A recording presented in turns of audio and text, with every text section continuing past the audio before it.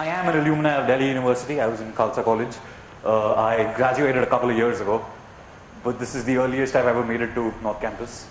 At 8 in the morning I had to get up, which I've never done before, so thank you for letting me do that. Like he said, I'm a psychological illusionist. The moment you hear that, half of you don't even know what that means. So I'll get to that in a moment. Before that, let me show you all something. Sir there, with a beard, can you call out a playing chord? Name it out loud. Four of hearts. Four of hearts. Any particular reason why you say that? Okay, point to someone you've not come with, someone at random. Just point to somebody else. Sorry? The one with the white shirt. Can you stand up, sir? And can you name a number between 1 and 52? 30. Sorry? 30. Sure? Yeah. 30. Excellent. And that's a free choice. Yes. Yeah? Okay. Sit back down. Now, when it comes to asking somebody to name something, you can use certain phrases, certain language techniques to influence people. It's actually pretty easy to do that. So just to make sure that I didn't influence you in any way, I said 4 of hearts, right? And you said the number 30. Right? Now just to make sure that I didn't influence you, because influencing numbers is slightly more easier than influencing cards. I have a deck of cards in my pocket. We look at the bottom card. Whatever it is, if it's a 3, we subtract 3 from 30. If it's a 5, we subtract 5 from 30. Whatever it is, we subtract that. That's 6. So 30 minus 6 is, so you could have me with that, 24. 24. Who? You called out the number, yes? Can you point to somebody else? The lady in the pink, right in the corner there. Can you stand up, ma'am? Yeah, you, avoiding eye contact. Yeah, can you stand up? And come up. And as she does that, we give her a round of applause as she walks up. And hold on to the cards for me. Now, with magic, hold on to the cards for me. With magic, all the time what happens is, especially if you're using a deck of cards, people think, okay, he's touched the cards, so there might be some sort of sleight of hand happening. So I don't want to touch the cards. The cards are wrapped in rubber band. There's absolutely no way I can get to them. You said the 4 of hearts, and you said 30 meter card 6, just to make sure it's a free choice, so that's 24. And take off the rubber band, and turn the cards face down, so that, yeah. And deal 24 cards in my hand, one by one, face up. If there's a joker, we won't count them, yeah. Face up. 1, 2, 3, 4. Okay, that's a joker, so we won't count that. 4, 5, 6, 7, 8, 9, 10, 11, 12, 13, 14, 15, 16, 17, 18, 19, 20, 21, 22, 23. Stop. That's the 24th card. I haven't touched the cards at all. The card you said was? 4 of hearts. Pick up the card, show it to everyone. The 4 of hearts. We'll give all 3 of them a round of applause and I'll send you back. Thank you. Now that is what I do. That is my passion. And to tell you how I got there, I'll give you 3 little stories. The first story is my first memory. I was 3 years old and I used to spend the day with my grandparents because my mother and father used to work. And my grandfather, who's been the biggest influence in my life for me, he said a quote to me which I've read several times after that, but my grandfather saying it to me is my first memory. And that's pretty much all I've done all my life. He said to me, he'd come from Pakistan, I'm Sikh, so he said it in a mixture of Urdu and Punjabi. He looked at me when I was 3 years old and he said, Putter, zindagi mein kaam karo to aisa karo ki kaam ko khushi ho ki tumne use kiya. If you do something, do it so well that the work is happy that you did it. And that's been my life motto. That is what I've been built to do. That's what's been inculcated in me to do. And for me, passion is pretty much exactly the same as love. Most of you here are in your 20s, mid-20s, and all of you might have or might not have had some sort of a relationship at some point in your life. You have been attracted to the opposite sex. You have had some sort of feelings, and you have had a bit of that inculcated in you. And that's where basic passion arises from. Like Sir said before me, when he was in school, he was passionate about the guitar and football.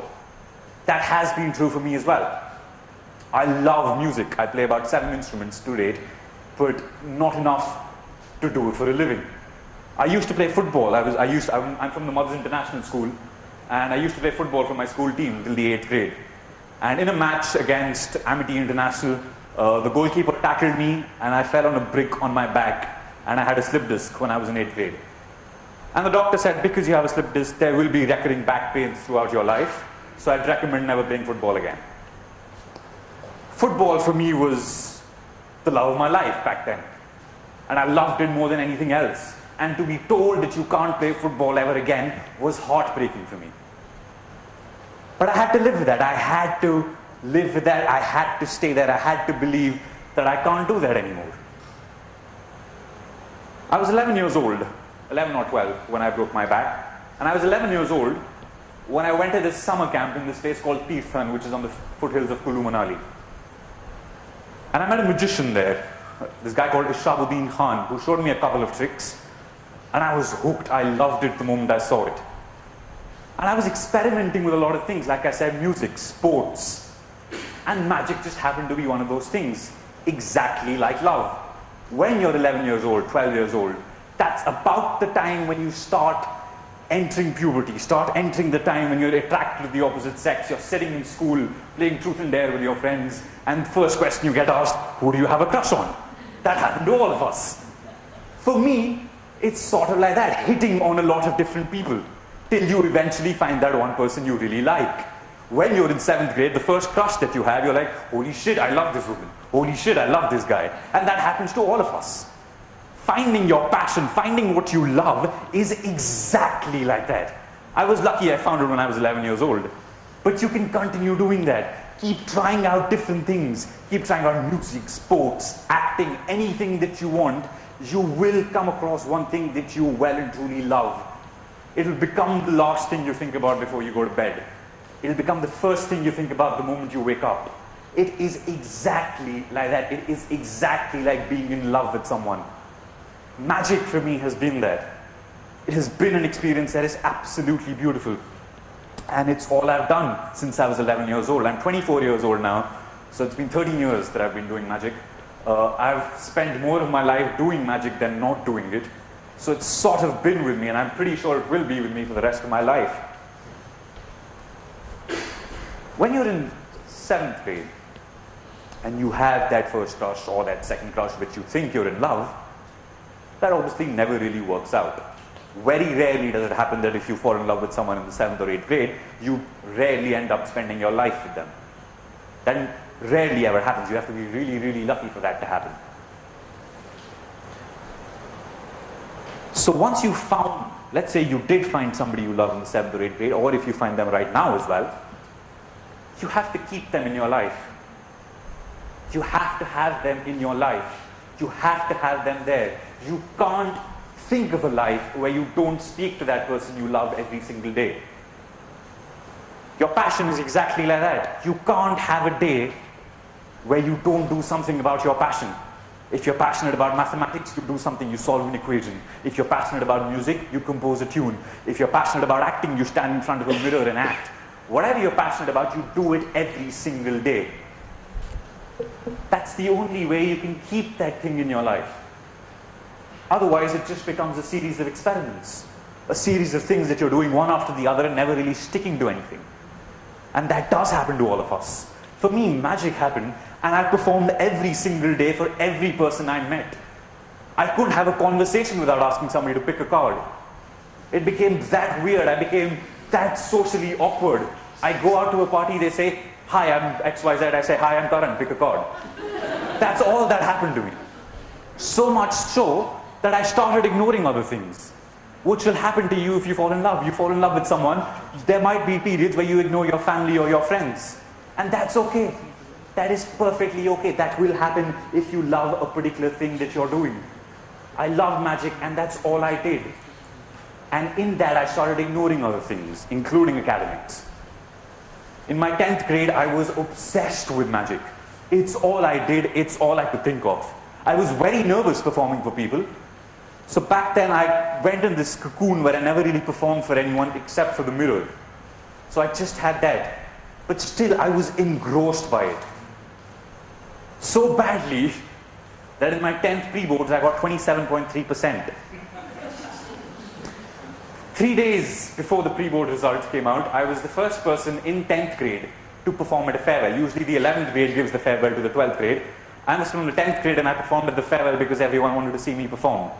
And I became a miniature celebrity in my school. Everybody came up to me and said, "Oh, you're the guy who does magic." 3 days later, when I got 27.3% at the pre-board results, which was the lowest ever anyone had ever gotten in the history of Mothers International, people came up to me and said, "Oh, you're the kid who failed pre-boards." So it was a downhill swing right there. And that'll happen with your love as well. You'll be up there, next second you'll be down there. Somebody you love will affect your emotions more than anything else. I love magic. It affected other things for me. It will always happen. You can't help it. Yes, you have to go back and sort of start concentrating on other things. If I can show off a little bit, I did that. In social studies, I was terrible. 10th, first term I failed, second term I failed, pre-boards I failed, re-pre-board I failed, all tests, all assignments I failed, to a point that teachers said, "We can't allow you to give the boards because Mothers International has a certain reputation." We kept talking and we convinced them for me to give the pre-boards, and my boards in SST I got 94 somehow. I have no idea how. But you can't ignore other things at a certain time. But yes, what you love will make you ignore other things. To that comes my second influence, my grandmother, my dadi. When I got in that phase, when I was performing for everyone, I performed as much as I could, everywhere I could, in schools, at family gatherings, in my colony, to my any friends that I met. All I did was perform. So much so that when I entered Khalsa College, I started coming to North Campus, which is about 35 kilometers from where I live. I drove down every day, or had somebody driving me every day, and I never went to my college. I went to every college Delhi University had to offer except for my own. And I went to the dramatic societies of every college, and I just performed for them. That's all I did, so much so that I had to repeat first year after that, because I had 1.2% attendance. And it was that bad. There was something called an exam form, which I'm sure all of you know that you're supposed to fill before an exam. Nobody told me. I didn't fill it. Because I was in other colleges performing. And through there, I got to perform at college fests while I was in college. I performed for as many people as I could. And that's what you do when you're in love. You speak to that person, you introduce that person to your friends, your family, anyone you can meet, because that is all you can think about. Magic was all I could think about, performing for people, meeting people, performing wherever I could, for no pay, for some pay, for anything. Because I loved it so much. Performed at SRCC 6 times in the last 5 years. I performed in Hindu, Hansraj, Kamla Nehru, Kirodi Mal, and the list goes on and on. And just for the love of performing for people. It was beautiful for me. And it came a time when I realized, okay, something is happening here. While I was in college, companies started approaching me, because when I performed in colleges, kids went and told their parents, "Oh, we had a magician in college." They said, "Oh, we can call him for our corporate event." And I started doing corporate shows, and I started getting paid for those. I'm like, what? I used to do magic in front of a mirror, and now people are paying to see magic? It was a weird experience for me. It was a very, very surreal, strange experience. But that started happening. And I thought, okay, I can try and experiment more with this. And I went back to my first crushes. 7th grade, 8th grade. I went back to football. I went back to music. I went back to theatre, which happened to be one of my other experiments. And I incorporated all of that into magic. For example, if I'm doing something with music, I ask somebody to think of a song. And while they're thinking of it, I pick up the flute and I start playing the song they're thinking of. And I incorporated theatre into my shows, so it became more dramatic. And I did my first solo show on the 23rd of June 2012 at City Fort Auditorium. There are 4 auditoriums in City Fort. One of them is 400-seater. I got 200 tickets printed, because I thought, why would somebody buy tickets to come and see my show? On the 18th of June, 5 days before the show, we had sold 475 tickets in a 400-seater. So there were people sitting on steps while I was performing in a packed auditorium. And that was the most beautiful feeling for me. Now, when you're in love, when you're in that feeling, that one person that you're talking to, one person that you're with the entire time, that one person wants to be with you the entire time, that one person wants to talk to you the entire time, that comes a little bit of a problem. Because that gets to your head, you start taking advantage, you start taking the other person for granted. I started taking for granted, okay, shows will come. In my head I was, Karan Singh magic, I'm doing this, I'm doing that. And I'm sitting at home, I get a call from an NGO saying, we have a show on this day. I said, no, I don't perform for NGOs. And I banged the phone down. My dadi was sitting next to me.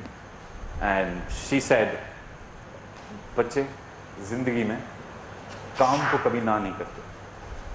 Never say no to work. There'll come a time in your life when you will have no work. And it'll be heartbreaking. To this date, I've been doing magic professionally for 8 years. I'll perform on and on and on and on and on. But then there'll be 3 months where I'll have no shows whatsoever when my friends around me are working, doing everything, doing something with their life. I'm sitting at home doing nothing. And that happens with love.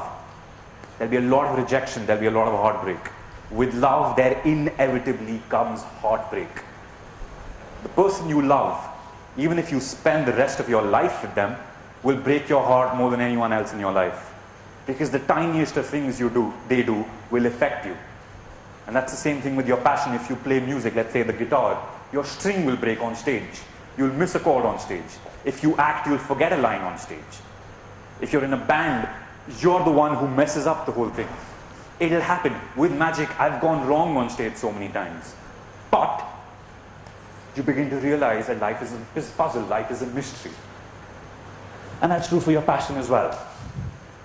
And the easiest way for me to define a puzzle or a mystery is this, a Rubik's Cube. If you never say no to work, if you never feel bad about anything, and you always go back to your love, to have that zone that you can do anything, you can solve anything, you can be in a place where whatever you do, wherever you are, you're the master of everything. This is something that takes people ages. And if you know that you can have your life in control and life will be a puzzle, life isn't really that difficult. I'm Karan Singh Magic, and that's my talk. Kaam karo, to aisa karo, ki kaam ko khushi ho ke tumne usse kiya. Thank you so much.